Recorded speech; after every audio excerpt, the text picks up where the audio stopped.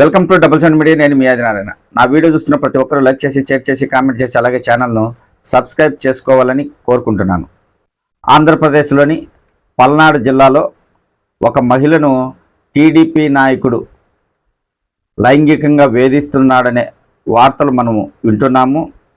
ఆమె ఒక వీడియో చేసి సోషల్ మీడియాలో కూడా పెట్టడం జరిగింది. ఆ వీడియో ఇప్పుడు విస్తృతంగా వైరల్ అవుతుంది. అది మరొక ముందే మరొక తాజా సంఘటన చోటు చేసుకుంది. అదేంటంటే విజయ డైరీ చైర్మన్ ఆంజనేయులు మహిళలపై లైంగిక వేధింపులకు పాల్పడుతూ వారిని వాడుకుంటున్నారని మరో మహిళ ఒక వీడియో విడుదల చేయడం జరిగింది. ఆ విషయంపై సాక్షి ఒక ప్రత్యేక కథనం రాసింది. అదేంటో కూడా చూద్దాం. ఈ ఆంజనేయులు రావణుడు. విజయ డైరీ చైర్మన్ దారుణాలపై బాధిత మహిళ వీడియో. డబ్బు ఎరవేసి అమాయక అమ్మాయిలను వంచిస్తున్నాడు. ఒంటరి ఆడవాళ్లను స్పా సెంటర్లు, పబ్బులకు తరలిస్తున్నాడు. రాజకీయ నేతలు, అధికారుల వద్దకు మహిళలను పంపుతున్నాడు. ఒంటరి మహిళనైన నన్ను ఆర్థికంగా ఆదుకుంటానని వాడుకున్నాడు. ఎవరైనా ఎదురు తిరిగితే చిత్రహింసలకు గురి చేస్తున్నాడు. సీఎం చంద్రబాబు గారు, హోంమంత్రి అనిత గారు, అలాగే మంత్రి లోకేష్ గారు న్యాయం చేయాలని ఆ మహిళ ఒక వీడియో విడుదల చేసిందంట. ఆ వీడియోలో ఆమె ఏం మాట్లాడిందో సాక్షి రాయడం జరిగింది. అది కూడా మనం తెలుసుకుందాం. ఆ మహిళా బాధితురాలు వీడియోలో ఏమని మాట్లాడింది అనేది ఇప్పుడు తెలుసుకుందాం. నా పేరు కోడాలి ప్రమీల. మాది బాపులపాడు గ్రామం. 2 ఆడపిల్లలున్నారు. 2019లో నా భర్త చనిపోయాడు. తెలిసిన రిపోర్టర్ ద్వారా ఉద్యోగం కోసం ఆంజనేయుల వద్దకు వెళ్ళాను. విజయవాడలో పాల ఫ్యాక్టరీలో పెట్టారు. కొన్ని రోజులకు స్వీట్ల తయారీకి మార్చారు. దేవుడు అనుకున్న ఆంజనేయులు నిజస్వరూపం అప్పుడే బయటపడింది. ఆడవాళ్లను చూస్తే అతడు పిచ్చెక్కిపోయి సైకోలా ప్రవర్తిస్తుంటాడు. భర్త లేడు కదా, అప్పులున్నాయి కదా, ఆర్థికంగా ఆదుకుంటానని నమ్మించి నన్ను లొంగదీసుకున్నాడు. కొన్నాళ్ళు మేము సహజీవనం సాగించాము. 2022 ఫిబ్రవరి 7న నన్ను క్యాబిన్కు పిలిచాడు. హైదరాబాద్, విశాఖలో పబ్బులు పెడుతున్నామని, అక్కడికి డబ్బున్న మగవాళ్ళు వస్తారని, వారికి అమ్మాయిలతో అవసరాలు ఉంటాయని, అప్పుల పాలైన వాళ్ళు ఒంటరి మహిళలు ఉంటే చూడమని కోరాడు. ఆంజనేయులు ఆడపిల్లలను అడ్డుపెట్టుకొని చాలా దారుణమైన పనులు చేస్తున్నాడు. పెద్ద పెద్ద రాజకీయ నాయకులు, ఆఫీసర్ల వద్దకు తీసుకెళ్తున్నాడు.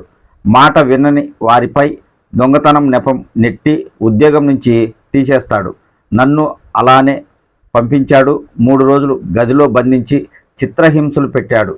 3 నెలల క్రితమే నేను వచ్చేసినా వదలడం లేదు. మేనేజర్ యశ్వంత్తో ఫోన్ చేయిస్తున్నాడు. అమ్మాయిలను పంపమని వేధిస్తున్నాడు. హైదరాబాద్, విశాఖపట్నంలో ఆంజనేయులకు మసాజ్ సెంటర్లు, పబ్బులు ఉన్నాయి. డబ్బు ఎరవేసి అమ్మాయిలను అందులో పెడుతున్నాడు. వేమూరి సాయి, శలసాని చక్రపాణి, యాసిన్, పాలగుల నాని వంటి చాలామందికి ఈ విషయం తెలుసు. వీరందరినీ కఠినంగా శిక్షించాలి. నాలాంటి బాధిత మహిళలు చాలామంది ఉన్నారు. చెప్పుకోలేకపోతూ కుంగిపోతున్నారు. నేను వాటిని భరించలేక ఏమైపోయినా పర్లేదని బయటకు వచ్చాను. న్యాయం చేయమని ప్రభుత్వాన్ని కోరుతున్నాను. ఈ విధంగా మాట్లాడుతూ ఆ మహిళ వీడియో విడుదల చేయడం జరిగింది. పల్నాడు జిల్లాలో ఒక మహిళ టీడీపీ నాయకుడు వేధిస్తున్నాడని ఒక వీడియో విడుదల చేసింది. ముఖ్యమంత్రి న్యాయం చేయాలని కోరుతూ ఇప్పుడు ఈ మహిళ ముఖ్యమంత్రి చంద్రబాబు గారు, హోంమంత్రి అనిత గారు, అలాగే మంత్రి లోకేష్ గారు తనకు న్యాయం చేయాలని మరో వీడియో విడుదల చేసింది. కూటమి ప్రభుత్వం అధికారంలో ఉన్న ఇలాగా మహిళలపై లైంగిక దాడులకు పాల్పడుతున్నారు. మరి వీటిని అరికట్టడానికి ప్రభుత్వం కావచ్చు, రాజకీయ పెద్దలు కావచ్చు ఎలాంటి చర్యలు తీసుకోబోతున్నారు అనేది ప్రజలకు చెప్పాల్సిన అవసరం ఉంది. ఈ సంఘటనలు వరుసగా జరుగుతున్నాయి. మొన్న ఒక సంఘటన, ఈరోజు ఒక సంఘటన. వారు పెడుతున్న చిత్రహింసలు భరించలేక చివరికి ఏమైనా పర్వాలేదు, ఇలా హింసించే వారికి తప్పకుండా శిక్ష పడాలి అనే ఉద్దేశంతో ధైర్యంగా మహిళలు ముందుకొస్తూ వారే సెల్ఫీ వీడియోలు తీసి సోషల్ మీడియాలో పెడుతున్నారు. మరి వీటిని అరికట్టాల్సిన అవసరం ప్రభుత్వం పైన ఉందా లేదా అనేది ప్రభుత్వ పెద్దలకే తెలియాలి. ఇలా సంఘటనలు జరుగుతూ పోతూ ఉంటే ఖచ్చితంగా కూటమి ప్రభుత్వానికి చెడ్డ పేరు వచ్చే అవకాశం ఉంటుంది. ఇవన్నీ ప్రజలు తప్పకుండా గుర్తుపెట్టుకుంటారు. కాకపోతే సమయం వచ్చినప్పుడు ప్రజలు బుద్ధి చెప్తారు. ఎప్పుడు చెప్పాలనో వారికి తెలుసు. మామూలుగా సంఘటనలు జరుగుతూ ఉంటాయి, పోతూ ఉంటాయి, మామూలులే అని రాజకీయ నాయకులు కానీ ప్రభుత్వ పెద్దలు కానీ అనుకుంటే పొరపాటే.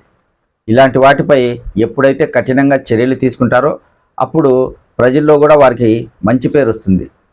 అలా కాకుండా ఇలాంటి సంఘటనలు యథావిధిగా జరుగుతూ ఉంటే ప్రజలు ప్రభుత్వానికి వ్యతిరేకంగా మాట్లాడుకుంటూ చర్చించుకుంటారు. అప్పుడు కూటమికి తప్పకుండా నష్టం కలుగుతుంది.